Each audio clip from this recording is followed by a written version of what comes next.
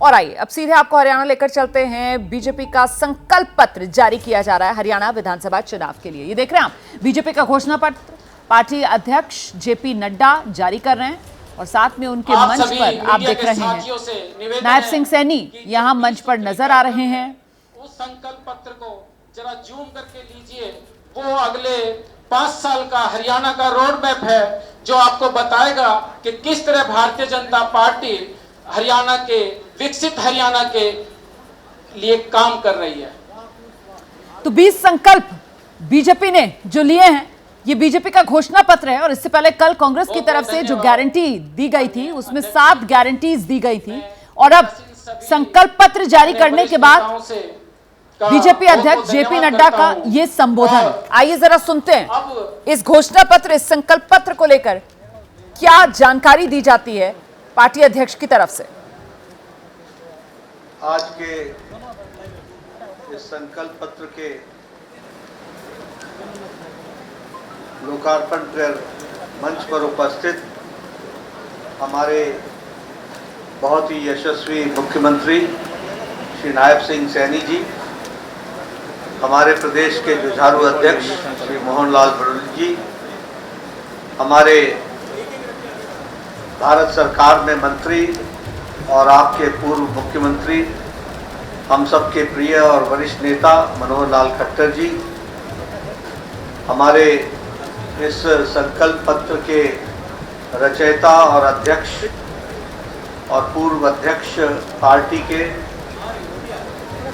हमारे ओम प्रकाश धनखड़ जी, भारत सरकार में मंत्री राव इंद्रजीत सिंह जी, भारत सरकार में मंत्री श्री कृष्णपाल जी, हमारे संसदीय बोर्ड की सदस्या बहन सुधा यादव जी, कुलदीप बिश्नोई जी, हमारे संयोजक चुनाव संचालन समिति के, हमारे वरिष्ठ नेता और मेरे बड़े भाई रामविलास शर्मा जी, रामचंद्र जांगड़ा जी, हमारे राज्यसभा के सदस्य सुभाष बराला जी, बहन रेखा शर्मा जी, सम्मानित मंच और यहाँ उपस्थित हरियाणा के सभी वरिष्ठ पत्रकार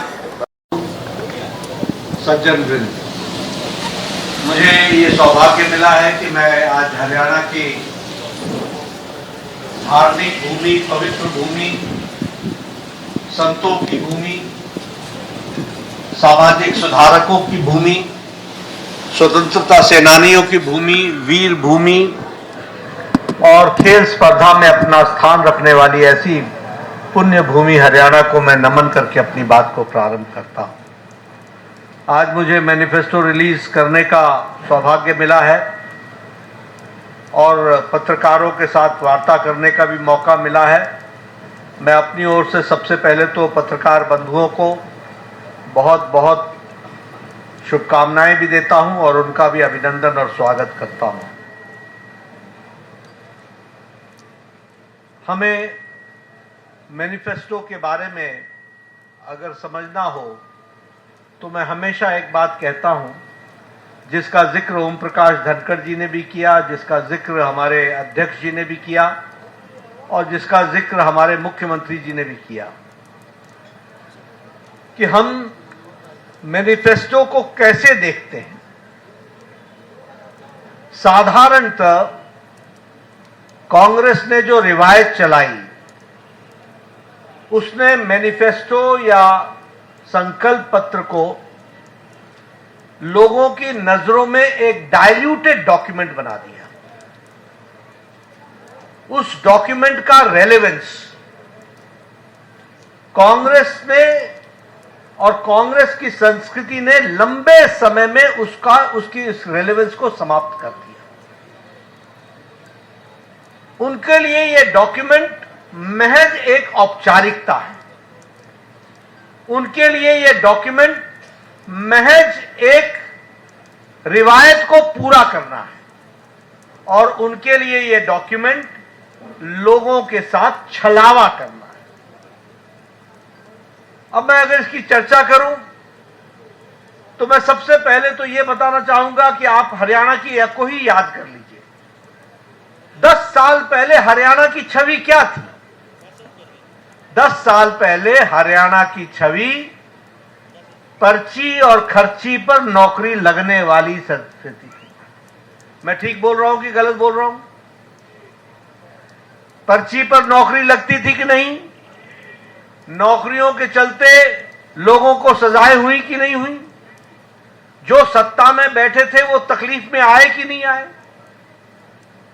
उसी तरीके से अगर आप देखिए तो हरियाणा जमीनों के घोटाले के लिए जाना जाता था।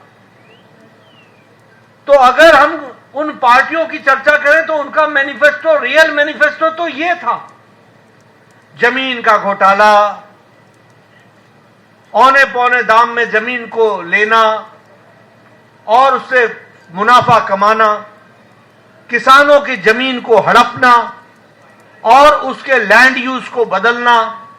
ये सारी, आप बताइए 10 साल पहले भ्रष्टाचार की छवि थी कि नहीं सरकारों की? हरियाणा की हर सरकार भ्रष्टाचारी कहलाती थी कि नहीं कहलाती थी?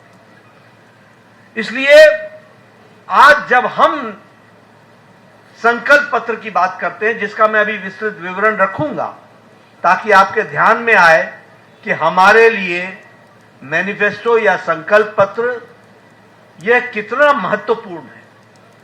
और इसीलिए मैं ये कहूंगा कि सबसे पहले तो जो हम लोगों ने कहा है, नॉन स्टॉप हरियाणा। अब हम तो जो बैठे हैं मंच पर भी और नीचे भी हमारे साथी, हम तो हरियाणा की सेवा नॉन स्टॉप कर रहे हैं, लेकिन इसको नॉन स्टॉप रखने में बहुत बड़ी जिम्मेवारी आपको निभानी है और आपको संकल्प को पूरा करना है। मैं तो आपके सामने रिपोर्ट कार्ड रख दूंगा, मैं आपके सामने जानकारियों के साथ विषयों को रखना चाहूंगा। अभी अभी मैं इसलिए कहता हूं क्योंकि how do you assess the seriousness of the संकल्प पत्र? यह सीरियस डॉक्यूमेंट कैसे बनता है? यह सीरियस डॉक्यूमेंट इस बात से बनता है कि जो कहा था वो किया है, जो नहीं कहा था वो भी करके दिया है, और जो कहेंगे वो पूरा करके देंगे, ये इस बात की गारंटी है।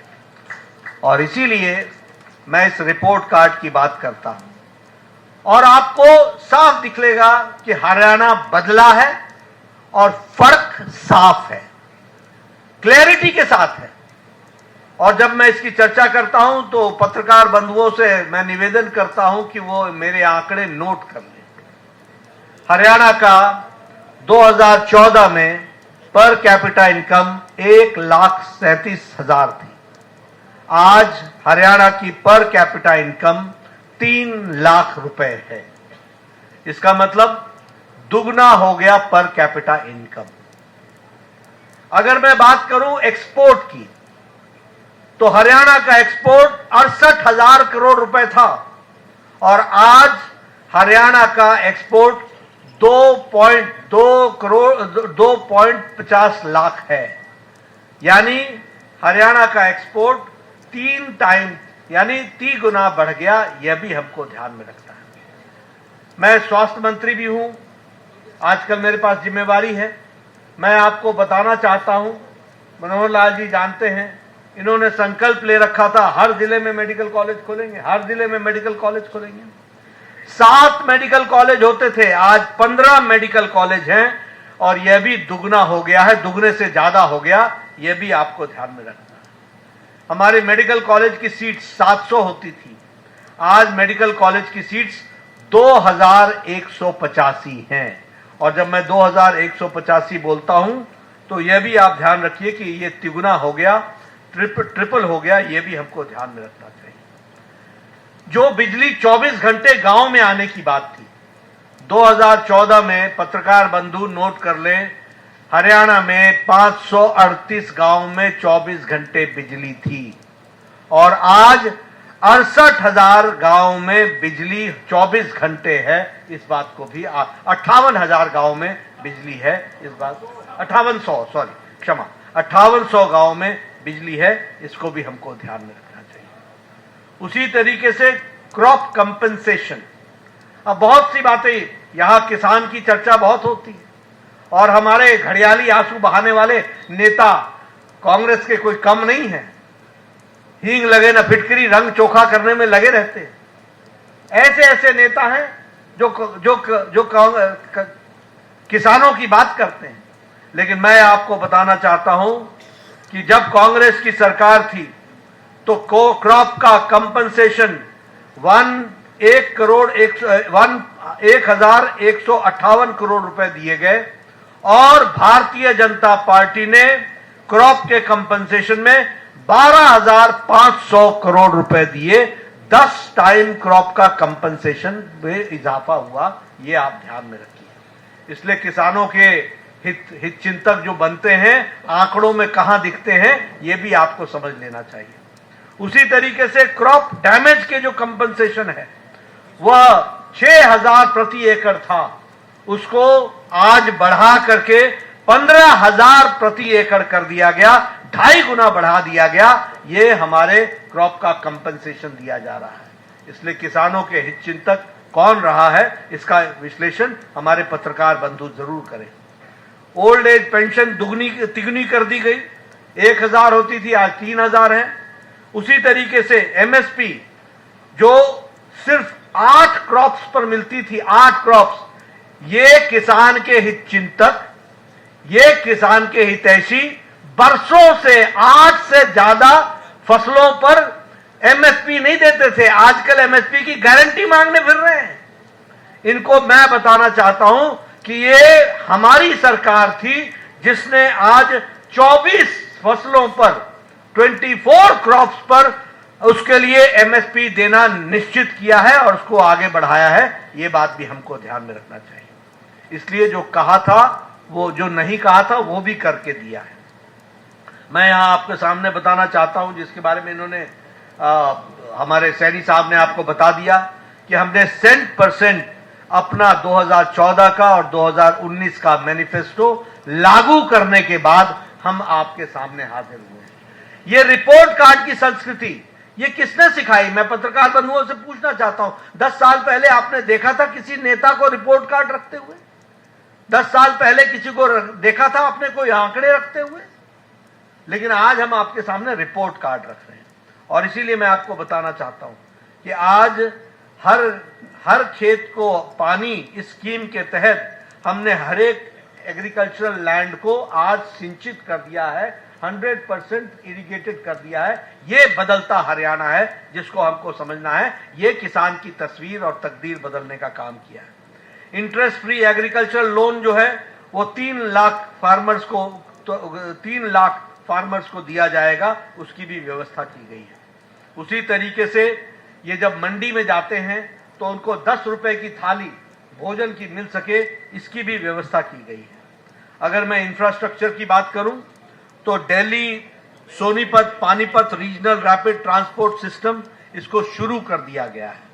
और उसी तरीके से भारत का पहला एलिवेटेड रेलवे लाइन वह आपके शहर रोहतक में बनी है, इसको भी हमको ध्यान में रखना चाहिए। उसी तरीके से हिसार को एयरपोर्ट बनाया गया है, दिल्ली के लिए, जयपुर के लिए, जम्मू के लिए, देहरादून के लिए यहां से एयर सर्विसेज शुरू हुई हैं और 1000 से ज्यादा खेल नर्सरी बनाई गई और हरियाणा स्टार्टअप मिशन को भी प्रारंभ किया गया। अगर मैं महिलाओं की बात करूं तो विवाह शगुन योजना में एनुअल इनकम जो थी उसको 1.8 लाख तक बढ़ा दिया गया ताकि ज्यादा से ज्यादा हमारी बहनें उसमें कवर हो सके, उस बात को किया गया है।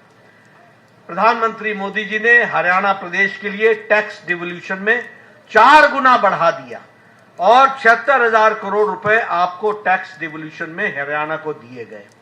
उसी तरीके से ग्रांट्स इन एड में 3.5 गुना बढ़ा दिया गया, आपको 70,000 करोड़ रुपए उसमें भी दिए गए। स्मार्ट सिटी में फरीदाबाद को और करनाल को 15,000 करोड़ रुपए दिए गए, इसकी भी व्यवस्था की गई है। और जल जीवन मिशन में आपके लिए हर घर को नल दिया जाए, इसकी सुव्यवस्था हरियाणा की सरकार ने किया, जो कहा था वो करके दिया है। आज मुझे खुशी है ये बताते हुए, इंफ्रास्ट्रक्चर की बात कर रहा हूं, मैं पौने 10 बजे अपने घर से निकला हूं और 11:30 बजे मैं रोहतक पहुंच गया हूं। कभी 10 साल पहले कल्पना की थी क्या? कभी कल्पना की थी? 4 घंटे लगते थे। ये फर्क साफ है जिसको हमको समझना चाहिए। आज आईआईटी दिल्ली का फाउंडेशन स्टोन रखा गया है। आपके यहां कैंसर का सेंटर, एम्स का एक्सटेंडेड बिल्ड प्रोग्राम वो झज्जर में किया गया है। उसी तरीके से योगा और नेचुरोपैथी झज्जर में खोल दिया गया है। राव इंद्रजीत सिंह साहब यहां बैठे हैं, इनको पता है। All India institute of medical sciences, आज वो रेवाड़ी में उसका काम शुरू कर दिया गया है। उसी तरीके से मेट्रो का गुड़गांव में 5,450 करोड़ रुपए की लागत से उसका भी स्टोन रख दिया गया है, उसको भी काम को शुरू किया गया है। हीरा में यानी हाईवेज, इंटरनेट, रेलवेज और एयरपोर्ट्स में हम आगे बढ़े हैं। Delhi Mumbai expressway, Delhi Amritsar Katra expressway, Ambala Kotputli corridor, Amritsar Bathinda Jamnagar, ये सारे एक्सप्रेसवे हरियाणा के थ्रू होकर के जा रहे हैं और हरियाणा के जीवन में मूल चूल परिवर्तन करने में बहुत बड़ा योगदान है। अमूल परिवर्तन करने में बहुत बड़ा योगदान है, इसको भी हमको समझना चाहिए। रेलवे में आज आपका इलेक्ट्रिफिकेशन 100% हो गया है। रेलवे का बजट हरियाणा में 9 टाइम्स बढ़ा दिया गया है और उसी तरीके से western dedicated freight corridor Rewari से लेकर मदर तक इसका भी बनाने का काम चला है। तो इस तरीके से ऑप्टिकल फाइबर में 6,000 गांव को जोड़ लिया गया है, 6,000 विलेजेस को ये पहुंचा दिया गया है। और हिसार का, जैसा मैंने बताया, एयरपोर्ट को ऑपरेशनलाइज कर दिया गया है। इसलिए ये मैंने सारी बातें आपके सामने किस लिए बताई? इसलिए पत्रकार बंधु कि जब मैं आकर के आपके सामने हरियाणा का संकल्प पत्र रखता हूं तो आप ये ध्यान में रखिए, जैसा ओम प्रकाश धनखड़ ने कहा, this is a very serious document and this is the commitment. ये हमारा संकल्प है, ये हमारा कमिटमेंट है कि भारतीय जनता पार्टी की सरकार समयबद्ध तरीके से अगली बार जब आपके पास आएगी तो इन सारे वायदों को पूरा करके आएगी। इस बात को हम ध्यान में रख करके चलें और इसीलिए हम लोगों ने तय किया है कि सभी महिलाओं को लाडो लक्ष्मी योजना के तहत वित्तीय सहायता प्रदान करने के लिए प्रति माह 2,100 रुपए का 2,100 रुपए का सहायता प्रदान की जाएगी।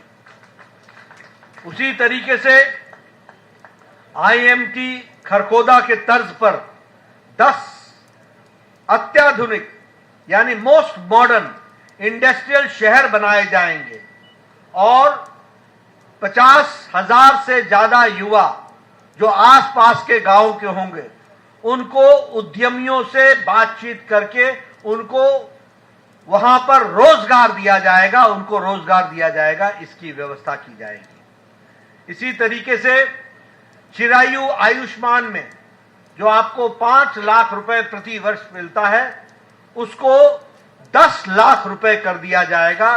प्रति वर्ष 10 लाख रुपए आपको दिया जाएगा। साथ ही साथ 70 वर्ष से ऊपर के हमारे जो परिवार में लोग होंगे उनको अलग से परिवार के लिए 10 लाख रुपए की व्यवस्था की जाएगी। यदि 1 हो 2 हो उनको 5 लाख रुपए की व्यवस्था उनके लिए अलग से की जाएगी, यह व्यवस्था की जाएगी। एमएसपी में 24 फसलों की एमएसपी जारी रहेगी, उसको जारी रखेंगे। उसी तरीके से हम 2 लाख युवाओं को बिना खर्चे के और बिना पर्ची के